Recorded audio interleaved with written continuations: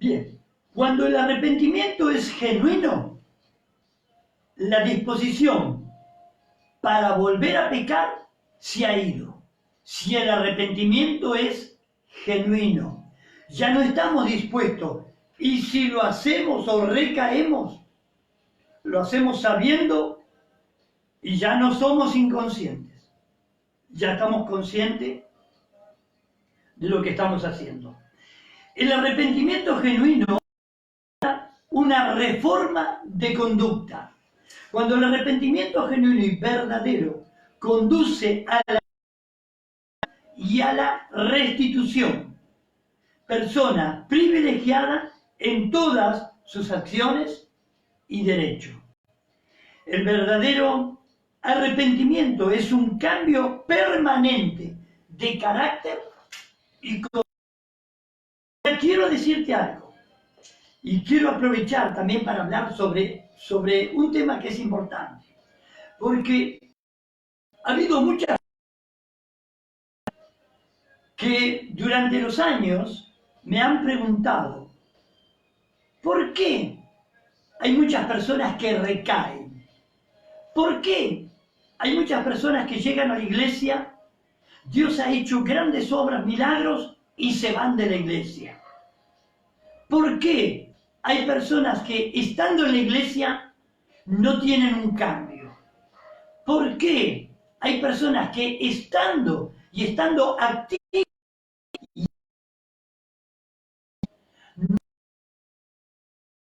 de un buen testimonio?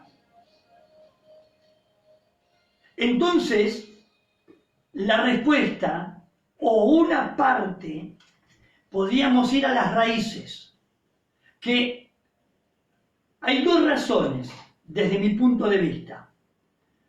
Primero, si fueron bien bautizadas, atención a esto, que va a llegar el momento que vamos a hablar sobre este tema también.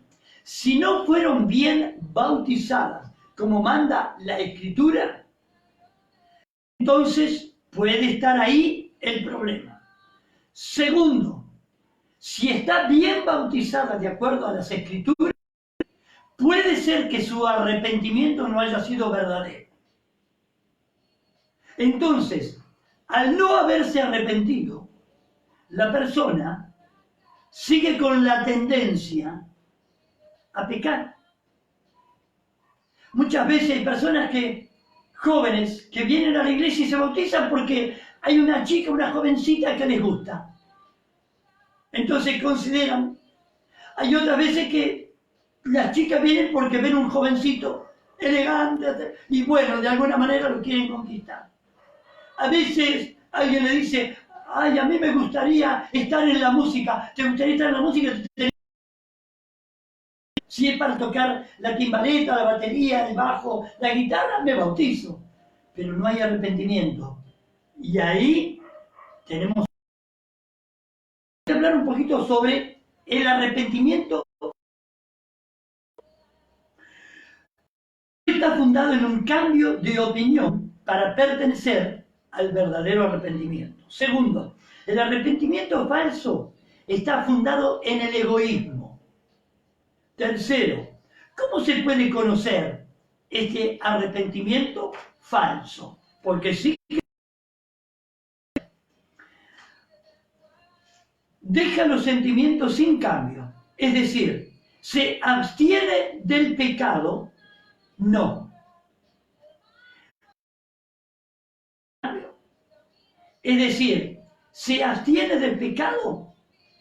No por aborrecerlo, sino por miedo a las consecuencias del pecado.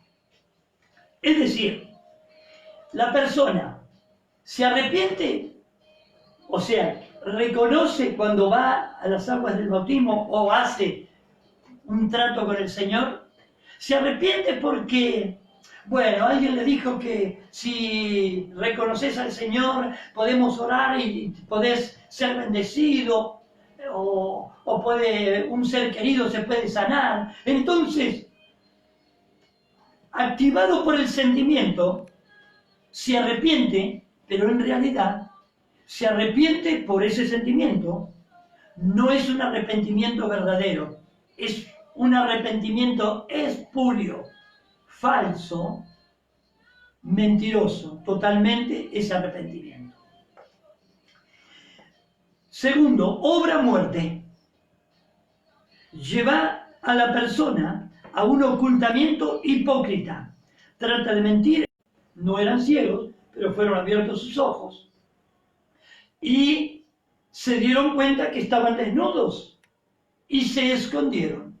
Cuando Dios los encontró, entonces se dieron cuenta que su arrepentimiento no era tal.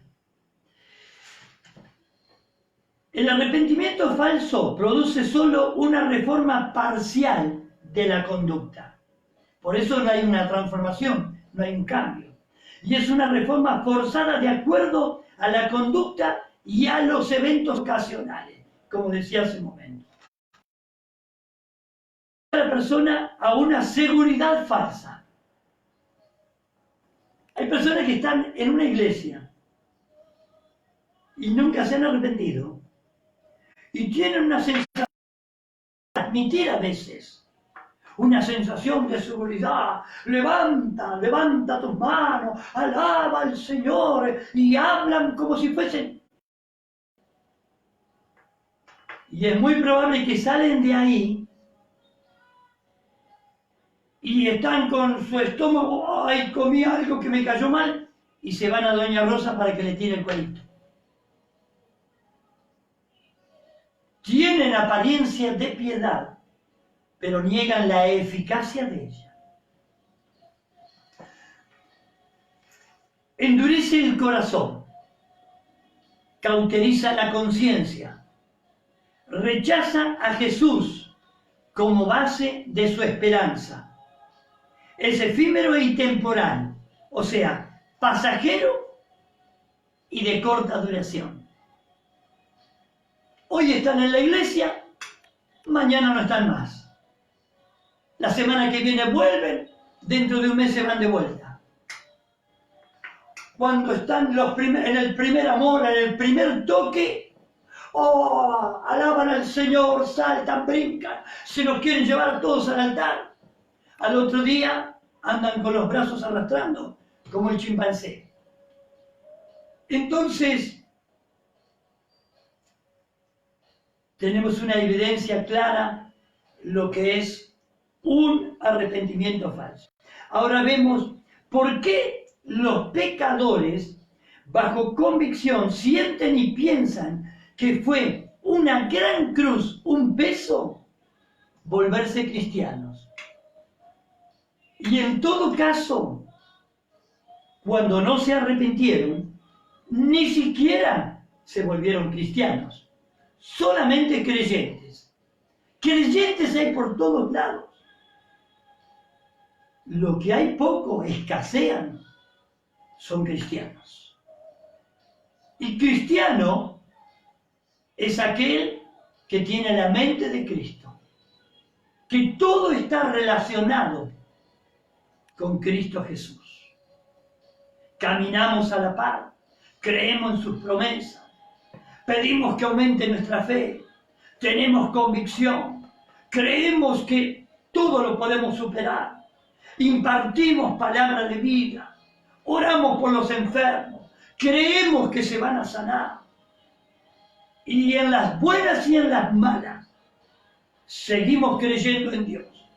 Tenemos o no tenemos, somos cristianos. Con poco o con mucho, somos cristianos. Enfermos o sanos, seguimos siendo cristianos. Nos agredan o nos bendigan, seguimos siendo cristianos. Caídos o levantados, seguimos siendo cristianos. Atribulados, engañados, perseguidos, seguimos siendo cristianos. Con comida o sin comida, seguimos siendo cristianos. Con trabajo o sin trabajo, seguimos siendo cristianos. Amén. Entonces, vamos a mirar un poquito más. Hacemos un pequeño alto y continúo como para poder finalizar esto, hermano Daniel, un minutito más y ya vamos a terminar y casi ya vamos a completar la obra.